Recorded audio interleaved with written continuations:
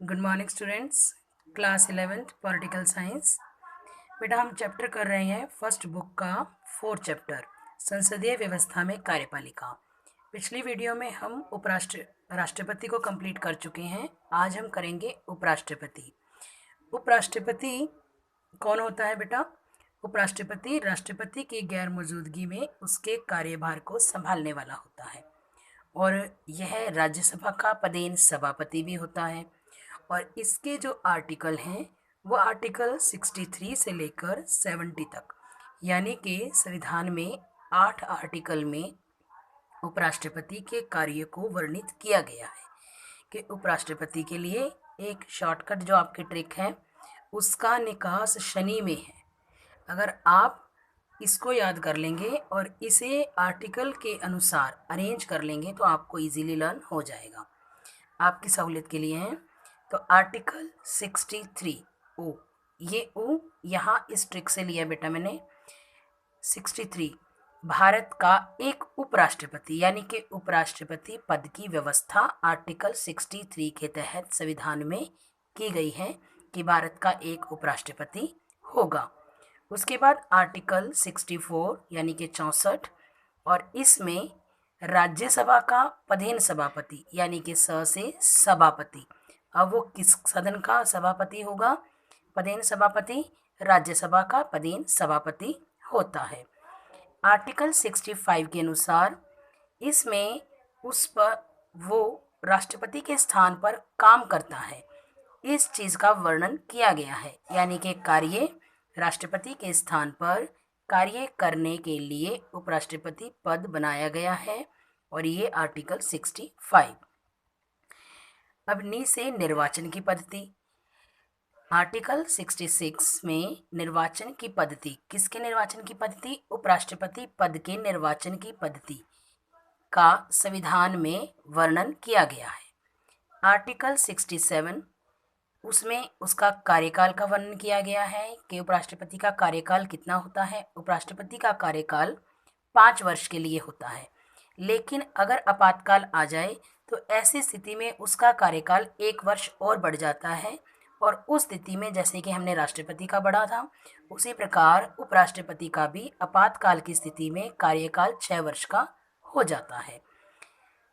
68 इसमें उपराष्ट्रपति के पद की अवधि खाली रहने पर का वर्णन किया गया है कि 6 महीने तक जो समय सीमा निश्चित की गई है कि उपराष्ट्रपति का पद भी कितने समय तक खाली रह सकता है? केवल 6 महीने तक।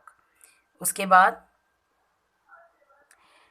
आर्टिकल 69 इसमें उसकी शपथ संबंधी बातों का वर्णन किया गया है। उपराष्ट्रपति पद की शपथ की व्यवस्था का वर्णन किया गया है और उपराष्ट्रपति को शपथ कौन दिलाता है, ये चीज़ें भी वर्णित की गई हैं।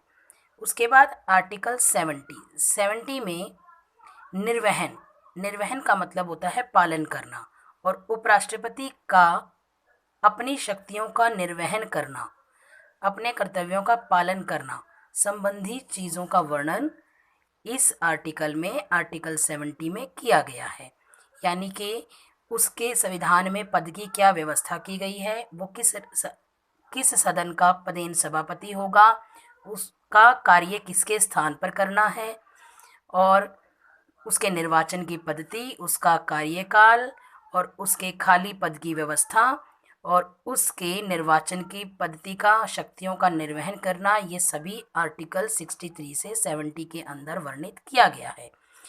अब निर्वाचन के सदस्यों के साथ अब उसका जो चुनाव है, अब शक्तियों का निर्वहन वो करेगा, लेकिन अब उपराष्ट्रपति के निर्वाचन को भी हम देख लें। निर्वाचन कौन कौन सदस्य करते हैं? निर्वाचित सदस्यों के साथ साथ मनोनीत सदस्य भी शामिल होंगे, यानी कि संसद के दोनों सदनों के निर्वाचित सदस्य और मनोनीत सदस्य, जैसे कि राष्ट्रपति का चुनाव करते हैं ऐसे ही सर्वसम्मति से उपराष्ट्रपति का भी चुनाव करते हैं, लेकिन इसके लिए मतदान नहीं होता है, लेकिन राष्ट्रपति के लिए मतदान अनिवार्य है।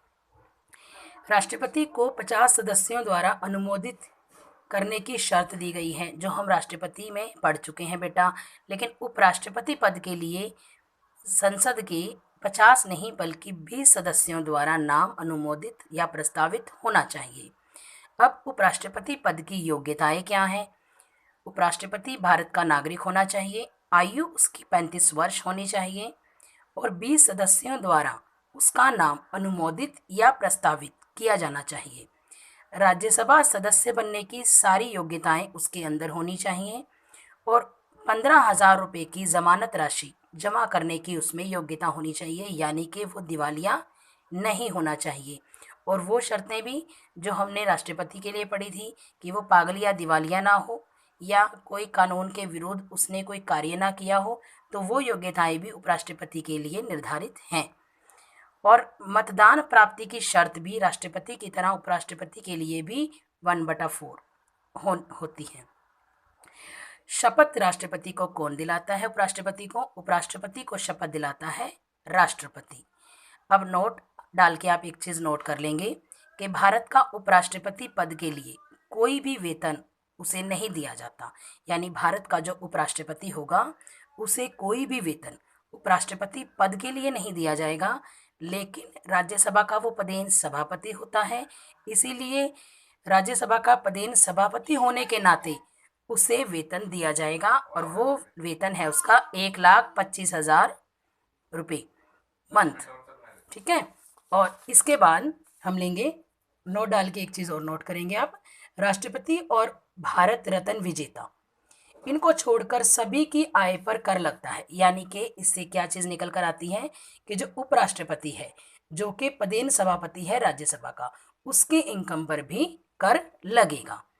उपराष्ट्रपति के चुनाव का जो निपटारा करने के लिए, जैसे राष्ट्रपति के चुनाव में अगर कोई मतभेद उत्पन्न हो जाता है, ऐसे ही उपराष्ट्रपति के पद को लेकर भी अगर कोई मतभेद होता है चुनाव को लेकर, तो उस मनमुटाव का जो निपटारा है वो सर्वोच्च न्यायालय द्वारा किया जाता है।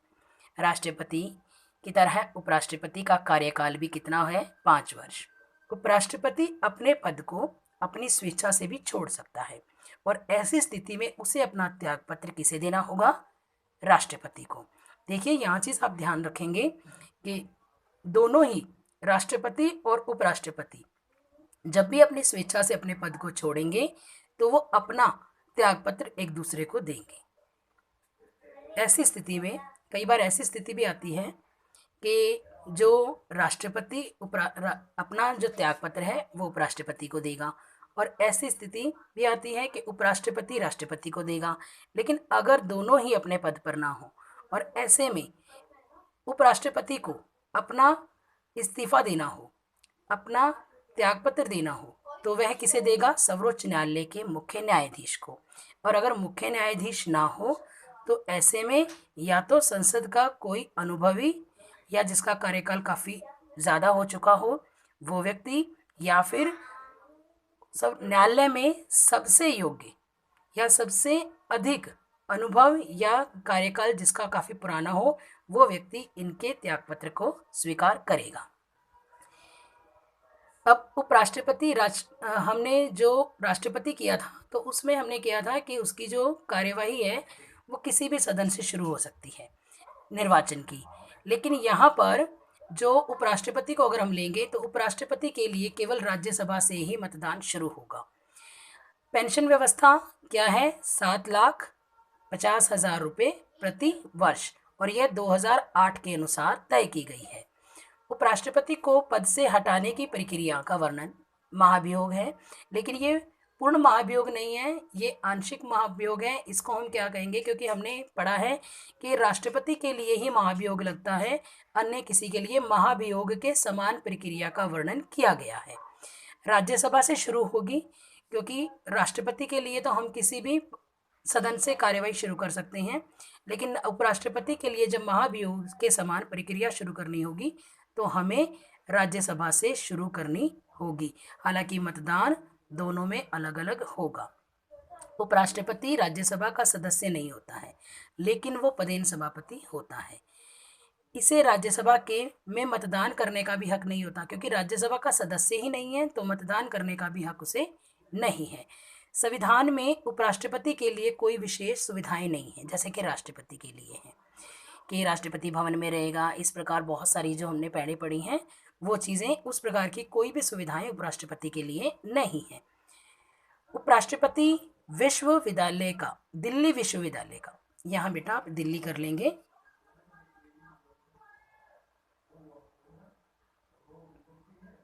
दिल्ली विश्वविद्यालय का पदेन कुलपति होता है।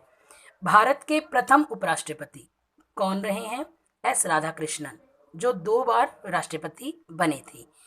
पहले उपराष्ट्रपति कौन है भारत के बने थे? जाकिर हुसैन, ये जो मुस्लिम कम्युनिटी से बिलोंग करते थे। छोटे कार्यकाल के उपराष्ट्रपति कौन रहे हैं भारत में? वीवी गिरी।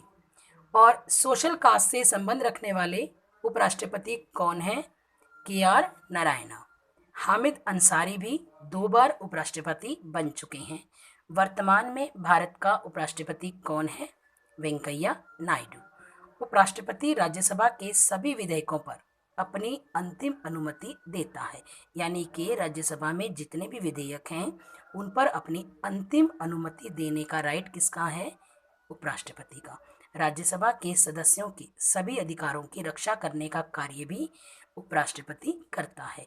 राज्यसभा में जितने भी सदस्य हैं उन सभी के अधिकारों की रक्षा करने का जो कार्यभार है, जो दायित्व है, वो उपराष्ट्रपति के कंधों पर है। यहाँ पर हमारा उपराष्ट्रपति कंप्लीट होता है बेटा।